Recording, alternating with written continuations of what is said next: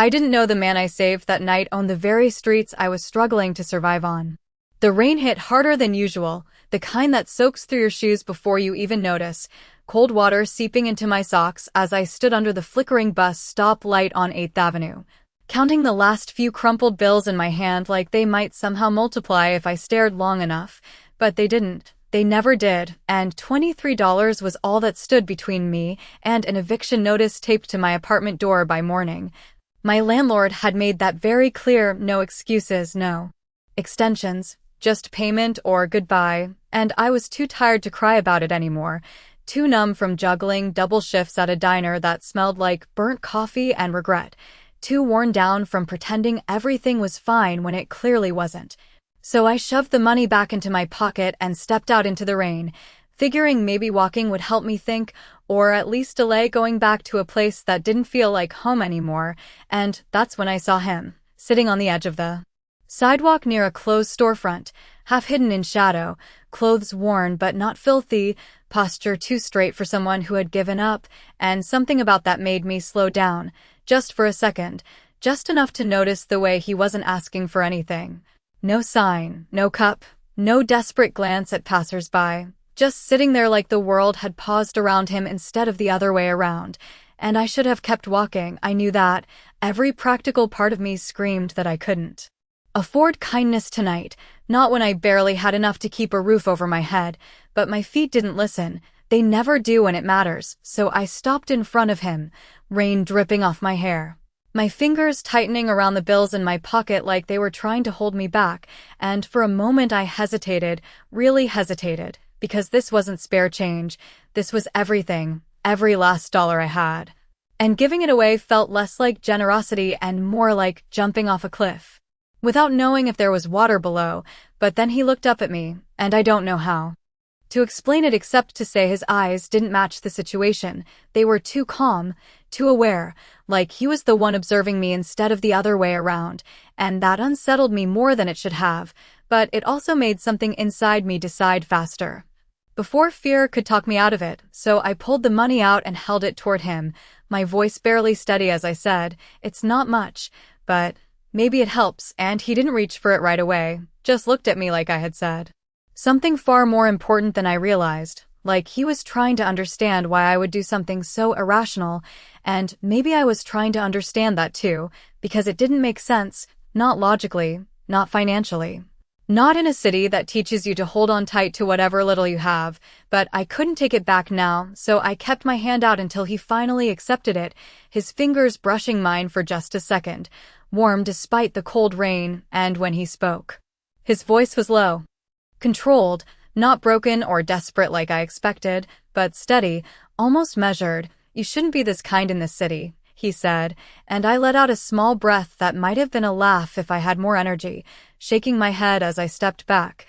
already feeling the weight of what I'd just done settling into my chest. "Yeah," I muttered, "I've been told that before," and I turned away before I could second-guess myself, before I could ask for it back, before I could look at him again and notice anything else that didn't fit, because something about him didn't. I just didn't know what yet, and as I walked into the rain, lighter in my pocket but heavier somewhere deeper, I told myself it didn't matter. It was just one moment, one stranger, one choice, nothing more, but I was wrong, because that night didn't disappear like all the others. It followed me, quietly, patiently, into the next morning where everything I thought I understood about survival was about to change. I woke up to the sound of my phone buzzing against the nightstand like it was trying to shake me out of a life I was not ready to face, and for a second,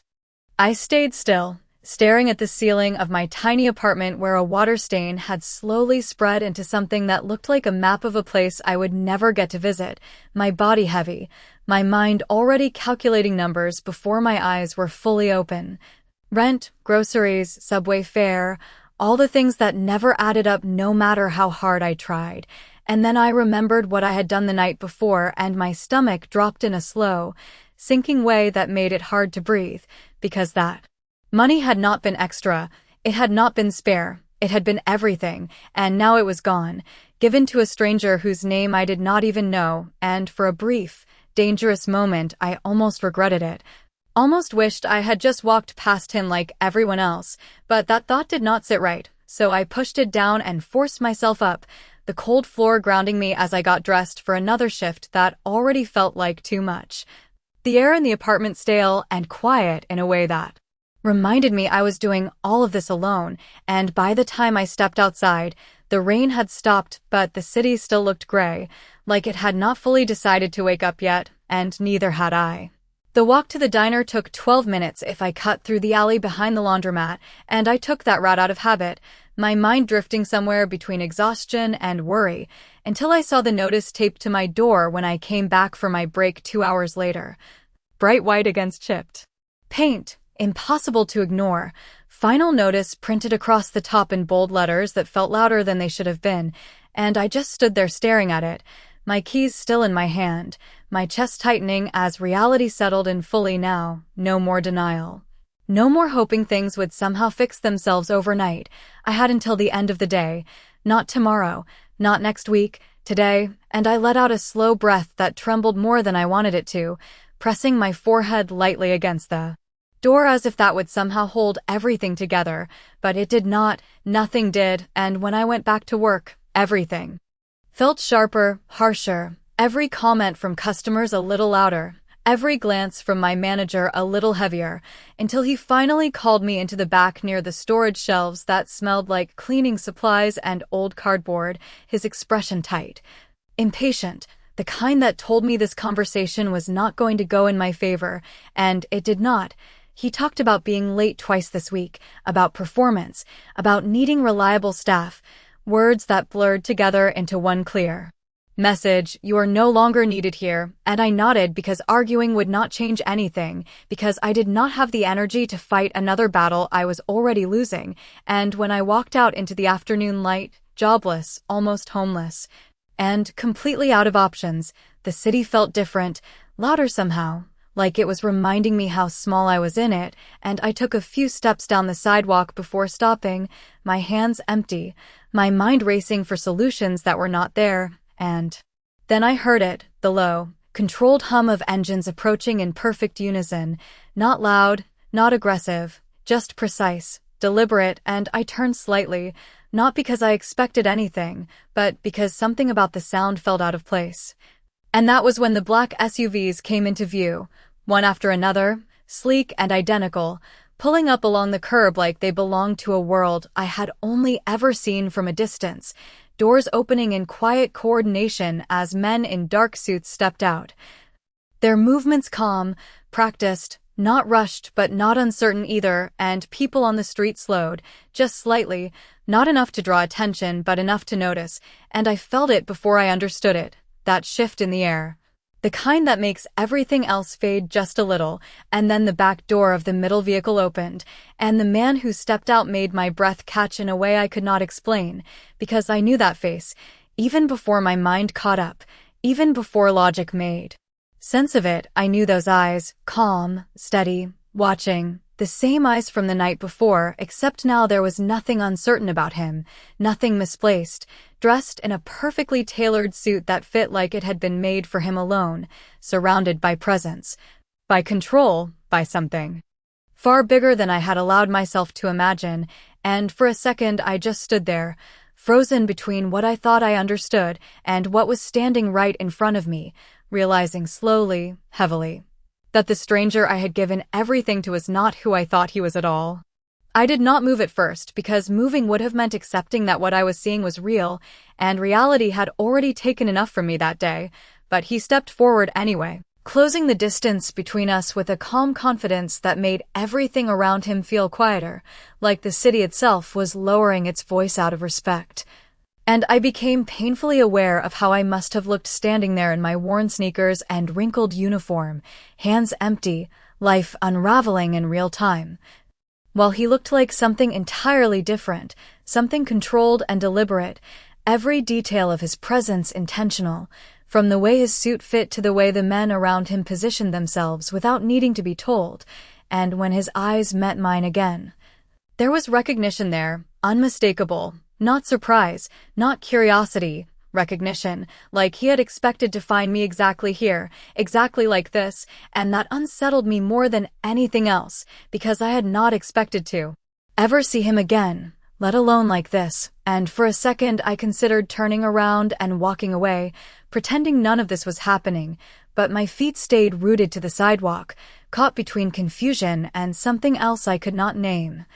And when he finally spoke, his voice carried the same calm weight it had the night before. Steady, controlled, "Emily Carter," he said, and hearing my full name from him sent a sharp chill down my spine because I had never told him that, I was sure of. I would have remembered, and my mind scrambled to catch up, to figure out how much he knew, how long he had known it, and before I could ask, before I could even form the question, one of the men beside him stepped forward just slightly and handed him a thin folder, which he accepted without looking away from me, opening it with a casual ease that made it clear this was not new to him, this was routine, and when he spoke again, it was not rushed, not dramatic, just precise. 24 years old, 2 jobs, behind on rent, no immediate family in the city. He paused briefly, not for effect, but as if confirming something internally. Then closed the folder and handed it back without another glance, and I felt exposed in a way I had never felt before, like every struggle I had tried to keep contained had been laid out neatly in front of him, and my first instinct was to push back, to reclaim some control, even if it was only in my voice. "Who are you?" I asked, the question coming out steadier than I felt, and for the first time, something almost like a faint smile touched the corner of his expression. Not warm, not cold, just knowing, "Someone you helped," he replied simply.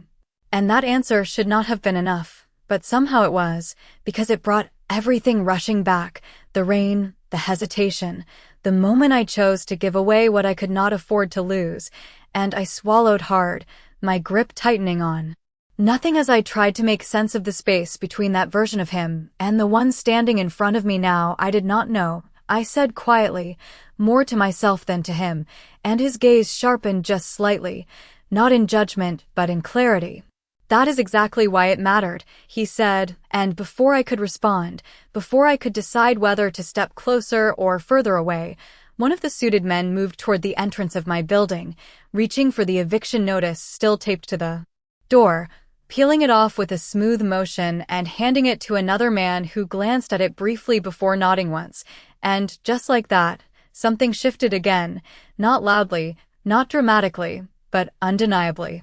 Like a problem I had spent weeks worrying about was no longer mine to carry, and I felt it in the way my shoulders loosened before my mind allowed it, in the way the tight pressure in my chest eased just slightly, and I hated that it did. Hated how quickly relief could replace fear when someone else decided to intervene, but I could not deny it, and when I looked back at him, really looked this time, I saw it clearly, not just power, not just control, but intention directed at me in a way that made it impossible to pretend this was coincidence, and when he stepped closer, lowering his voice just enough that the world around us faded again, he said, "You gave me everything you had without asking who I was." A pause, brief but heavy.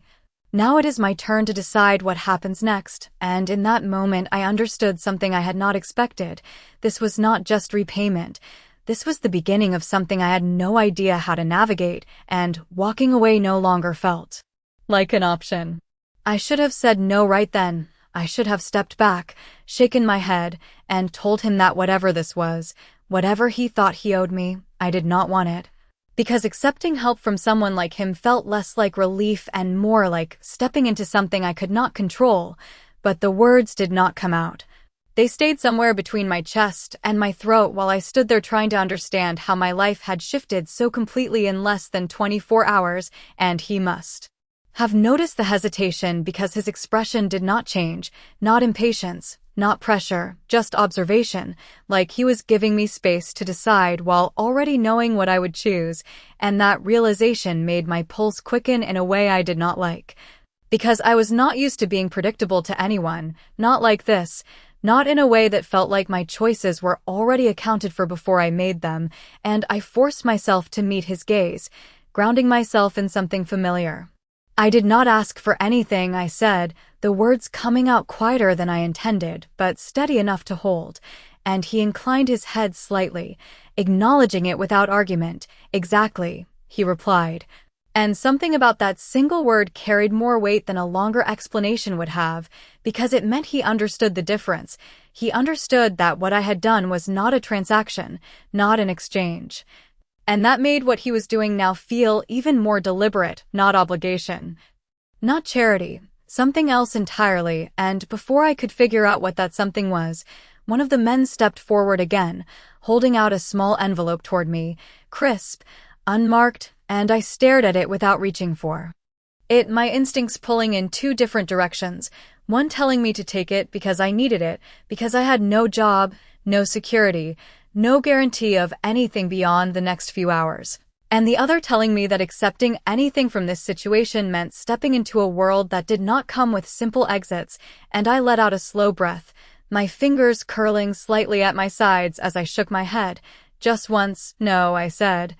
And it felt like the first real decision I had made all day. Clear, firm, mine, and for a moment the air shifted again, subtle but noticeable, like the people around him were not used to hearing that answer, like refusal was not something they encountered often, and I braced myself for a reaction, for pressure, for insistence, but it did not come. Instead, he studied me with that same calm focus, and then, to my surprise, he nodded, just once, like I had confirmed something important. "Good," he said quietly, and that single word caught me off guard more than anything else had so far, because it was not disappointment, not irritation, it was approval, and I did not know how to respond to that, did not know what it meant in the context of everything else happening, and, before I could ask, he gestured slightly toward my building. "You still need a place to stay," he said, not as a question but as a fact, and I hesitated again, because he was right,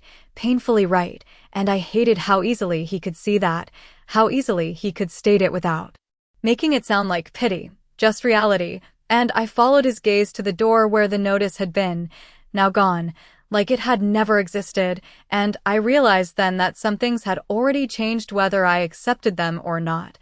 And that was the part one could not ignore, so I looked back at him, searching for something in his expression that would tell me how far this would go, how much control he expected in return, but all I saw was that same steady presence, waiting, not forcing. And that made the decision harder, not easier, because it meant whatever I chose would actually be mine, and after a long second, I nodded once, not agreement to everything, not surrender, just acknowledgement of what I could not solve alone, and he seemed to understand that distinction without needing it explained, turning slightly as one of the men moved to open the car door behind him, the motion smooth, practiced, and when he looked back at me,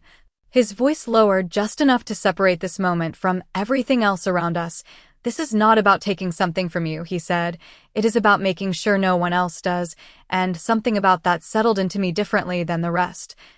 Not comfort exactly, but clarity, and as I took a step forward, closer to a life I did not recognize, I realized that whatever happened next was no longer just about survival. It was about understanding why someone like him had chosen to step into my world at all. I had never been inside a car like that before, not even close, and I felt it the second I lowered myself into the seat, the door closing with a quiet, solid sound that somehow made the outside world feel farther away than just a few inches of glass should allow. The noise of the city dulling into something distant, manageable, like it no longer had immediate access to me, and for a moment I just sat there, hands resting awkwardly in my lap, hyper-aware of everything, the smooth leather beneath my fingers, the faint scent of something clean and expensive in the air, the steady hum of the engine that felt more like control than motion, and I had to remind myself to breathe normally, because nothing about this felt normal, not for me. Not for the version of my life I had been living up until a few minutes ago, and when I glanced to my right, he was already watching me, not intrusively, not intensely, just present, like he was cataloging my reactions without needing to comment on them. And that made me straighten slightly, grounding myself again in something familiar, in the idea that I was still me, still capable of deciding how I responded to all of this, even if everything else felt uncertain. And as the car began to move, Smooth and almost silent. I found my voice again. "Where are we going?" I asked, because that felt like a reasonable place to start. A question that gave me some sense of direction, even if the answer might not. And he did not hesitate. "Somewhere you can think without pressure," he said, and that answer was both reassuring and frustrating at the same time, because it did not give me specifics, it did not give me control, but it also did not feel like a trap, just another piece of something I was still trying to understand, and I nodded slowly, turning my gaze toward the window as the city passed by in a blur of gray buildings and familiar corners that suddenly felt distant. Like I was watching my own life from the outside, and I realized then that this was the first time in a long time that I was not rushing, not calculating, not bracing for the next problem before the current one was even resolved. And that realization settled into me in a way that was both comforting and unsettling, because it meant I had been carrying more than I allowed myself to acknowledge, and he must have noticed the shift, because after a few moments of silence, he spoke again.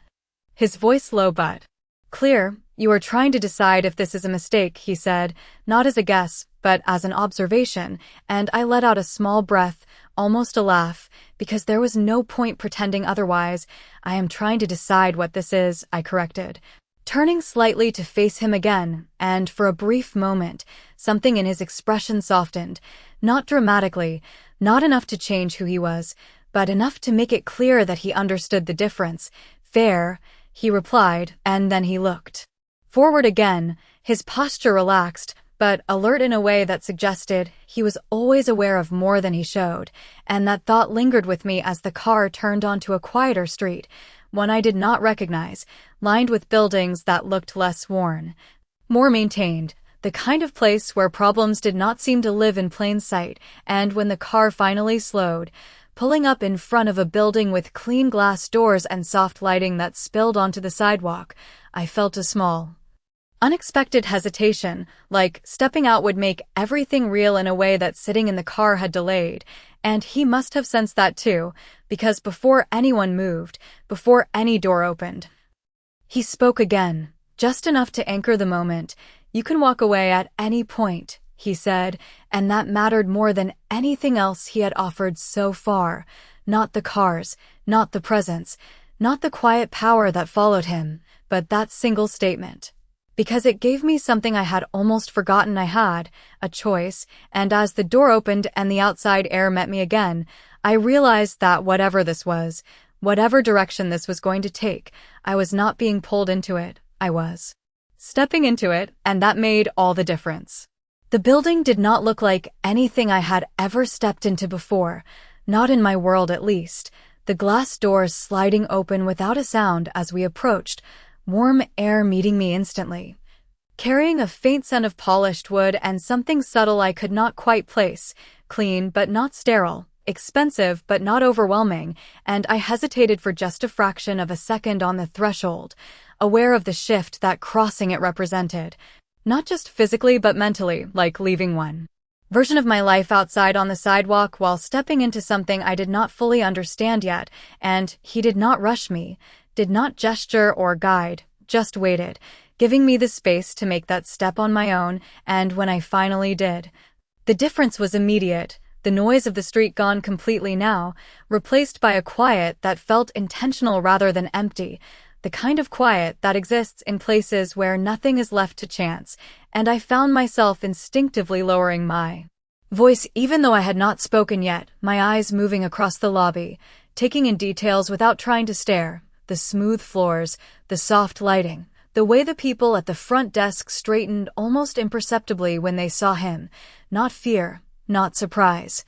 just recognition, and that told me more than anything else could have, because it meant this was not new, this was not unusual, this was his environment, his control, and I felt it again, that contrast between where I came from and where I was standing now, sharper than before, harder to ignore, and as we moved toward the elevator, no one stopped us, no one questioned anything, doors opening, space clearing, like the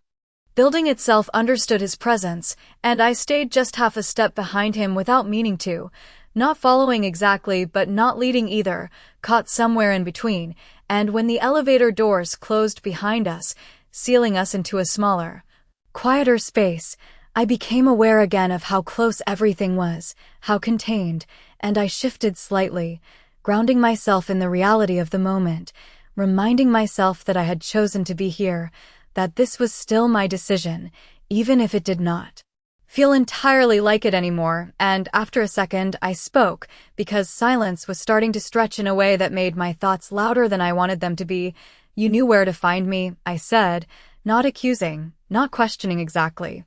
just stating something that had been sitting in the back of my mind since he said my name earlier, and he glanced at me briefly before looking forward again, his expression unchanged. "I make it a point to understand people who matter," he replied, and the simplicity of that answer made something in my chest tighten slightly, because it reframed everything, not as coincidence, not as chance, but as intention, and I was not sure yet how I felt about being included in that category, and the elevator slowed, stopping with a soft chime before the doors opened again, revealing a hallway that was quieter still, more private, the kind of space that did not see much traffic, and he stepped out first, not looking back to check if I was following, just moving forward with the assumption that I would, and for a second I stayed where I was, my hand hovering near the side of the door, my mind catching up again, reminding me that I could still walk away, that he had said that himself, that this was not something I was trapped in, and I held on to that thought as I stepped out after him, each step deliberate now, more aware than before, because the deeper I went into this, the more it mattered that I understood my own place in it, and when he stopped in front of a door at the end of the hall, pausing just long enough for me to come to a stop beside him, he turned slightly, his voice lower now, more contained in the quiet space around us. "This is where you decide what comes next," he said, not opening the door yet, not moving forward without me, and that pause, that moment of stillness, felt heavier than anything that had happened so far, because it was not about what he could do. It was about what I would allow, and as I looked at the door, then back at him, I realized that whatever was on the other side was not just an answer to my problems, it was a step into something that would change how I saw everything after, and the only question left was whether I was ready to see it. I did not answer right away because answering meant committing to something I could not fully see yet, and for a moment I just stood there, looking at the door like it might give me some kind of hint, some signal about what waited on the other side. But it was just a door, smooth, quiet, neutral, and the only thing that made it feel significant was the way he stood beside it, not opening it, not rushing me, just waiting, and that waiting felt intentional, like this was the part that mattered most to him, not the car, not the building, not the way everything had shifted since he stepped back into my life, but this exact moment where I decided whether to step forward or step away, and I realized then that whatever power he had, whatever control he carried in every other part of his world, he was not using it here, not on me, and that changed something, not enough to erase the uncertainty, but enough to make it feel different, less like I was being pulled and more like I was being offered something I could still refuse, and I let out a slow breath, my fingers brushing lightly against the side of my jacket as if grounding myself in something familiar, something mine, before I finally spoke. "If I walk through that door," I said, my voice steady but quieter than before, "what exactly am I agreeing to?" And he did not answer immediately, which told me more than a quick response would have, because it meant he was choosing his words carefully, not because he had to, but because he respected the question enough to answer it properly, and when he did speak, his tone was the same calm, controlled cadence I had come to recognize. "You are not agreeing to anything you do not choose," he said, and that sounded simple, almost too simple, but there was no hesitation behind it, no shift in his posture that suggested otherwise, and I studied him for a second longer, searching for something that did not align, something that would make this easier to walk away from, but I did not find it, and that was the problem, because it meant the decision stayed entirely with me, and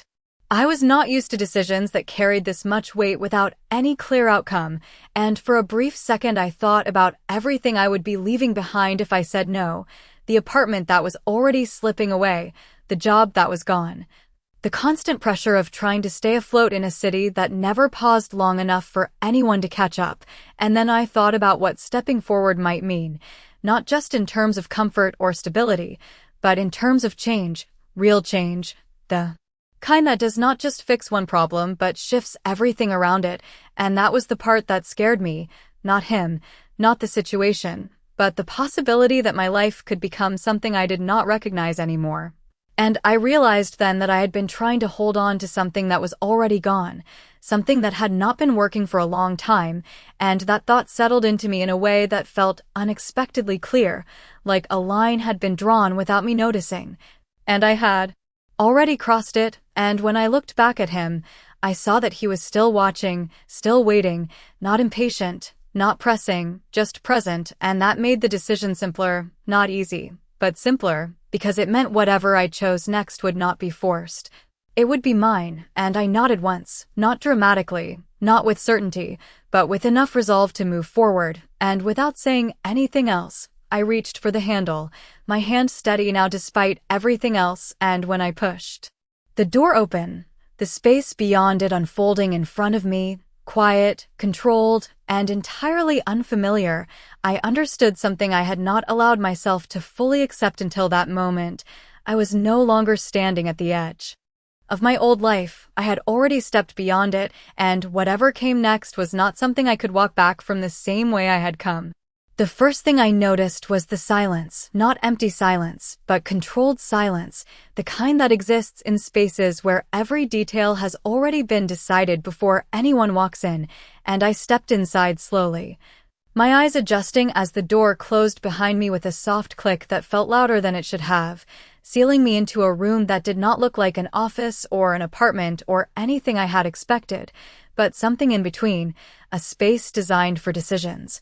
For conversations that mattered, with clean lines, dark wood, and wide windows that stretched across the far wall, overlooking the city from a height I had never experienced before, the streets below reduced to movement without noise, people without presence. And for a second I just stood there, taking it in, not because I was impressed, but because I was trying to understand what this place represented, and when I turned slightly, he was already inside, the door now closed behind him, his presence filling the room in a way that was not loud but undeniable, like everything here responded to him without needing to be told, and I felt it again, that shift in perspective, that realization that the man I had met on the sidewalk had never actually been out of control, never actually been without something, he had just chosen to be unseen, and that thought settled into me differently than anything else so far, because it meant the gap between who I thought he was and who he actually was not accidental, it was intentional. And I moved a few steps further into the room, my shoes quiet against the floor as I tried to place myself within it, not at the center, not at the edge, just somewhere that felt like I still belonged to myself, and I turned to face him again. The question forming before I could stop it, why me, I asked, not softly, not hesitantly, but directly, because at this point that was the only question that mattered, and he did not answer immediately, his gaze steady, considering, like he was deciding how much to say rather than whether to say anything at all, and after a moment, he moved toward the window, stopping just short of it, his posture relaxed, but precise. Because you did not need a reason, he said, and I frowned slightly, not understanding, not accepting that as enough, and he must have seen that because he continued, turning his head just enough to look at me again. Most people measure what they give, he added. You did not, and there was no judgment in his voice, no praise either, just a statement, like he was describing a fact that had already been verified, and I felt something shift again, not outside, not in the room, but in the way I understood what had happened, because I had not thought of it that way. Had not thought of that moment as something that could be evaluated or remembered or returned to like this, and I crossed my arms lightly, more out of habit than defense, grounding myself again in the conversation. That does not explain this, I said,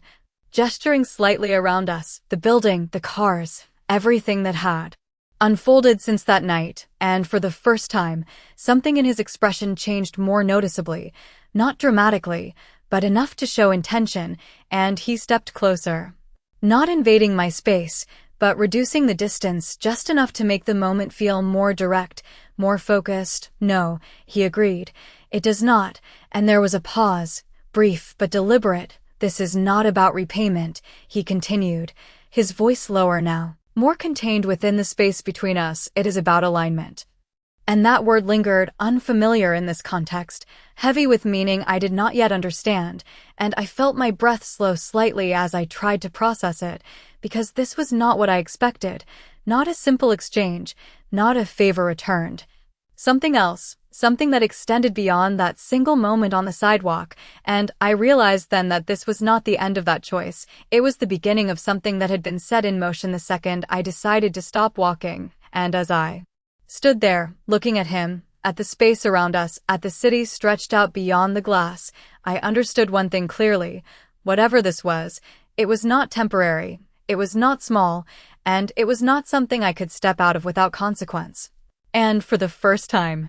since all of this began, I felt something other than confusion or hesitation. I felt clarity, not about him, not about what he wanted, but about the fact that my life was no longer moving in the direction I had planned. It was moving towards something I had not even known existed. The words stayed with me longer than anything else he had said. Alignment, not debt, not repayment, not obligation, something far less transactional and far more intentional.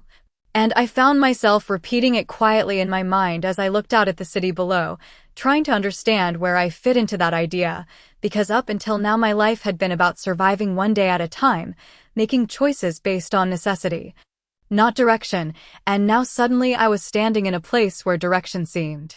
to matter more than anything else, and that shift felt both unfamiliar and undeniable, and I turned back toward him slowly, my thoughts more settled than before, but no less aware of the weight behind this moment. You talk like this was always going to happen, I said.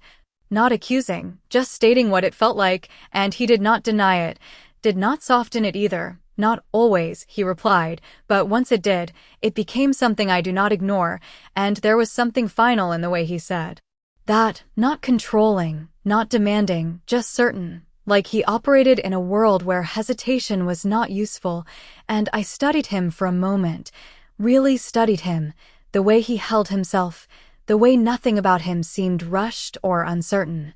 And I realized that what made him different was not just what he had, it was how he moved through it, like everything around him had already been accounted for, and for the first time I wondered what it would feel like to live like that, to not constantly react, to not always be one step behind everything happening around me, and that thought settled into me in a way that felt quieter, but deeper than anything else so far, and I let out a slow breath, my shoulders easing slightly as I made a decision that felt less like a leap and more like a step I had already been moving toward without realizing it. Then explain it to me, I said, meeting his gaze directly now, no hesitation left in my voice. If this is not about paying me back, then what is it? And for a brief second, something shifted in his expression again. Not surprise, not resistance, just acknowledgement. Like I had finally asked the right question, and he moved slightly closer, not enough to crowd me, just enough to make the space between us feel intentional. It is about placing the right people where they belong, he said, his voice steady, measured. And you do not belong where you were struggling to stay, and those words landed differently than I expected, not as judgment, not as pity, but as a statement that challenged something I had accepted for too long, and I felt it, that quiet resistance inside me. The part that wanted to argue, to say that I had managed, that I had handled everything on my own, but even as that thought formed, it felt weaker than it should have, because managing was not the same as living, and I knew that, I had known it for a long time. I had just never had another option presented to me in a way that felt real, and now it was standing right in front of me, not forcing, not demanding, just existing as a possibility I could either accept or walk away from. And I realized then that the fear I felt was not about him, it was about change, about stepping into something that required me to see myself differently, to expect more than I had allowed myself to expect before, and that was harder than anything else. Because it meant letting go of the version of myself that had been built around limitation, and I looked at him again, really looked this time, not as the man from the sidewalk, not as the figure surrounded by control and presence, but as someone who had seen something in me I had not fully recognized yet, and I nodded slowly, not because I understood everything, but because I understood enough, and if I say yes, I asked quietly, the question steady but real, what happens then? And his answer came without hesitation, without pressure, just clarity. Then everything changes, he said, and there was no exaggeration in it, no promise dressed up to sound better than it was, just truth, simple and direct, and as I stood there, feeling the weight of that settle into me, I realized that for the first time in a long time, change did not feel like something to survive. It felt like something I could step into, and that difference was enough.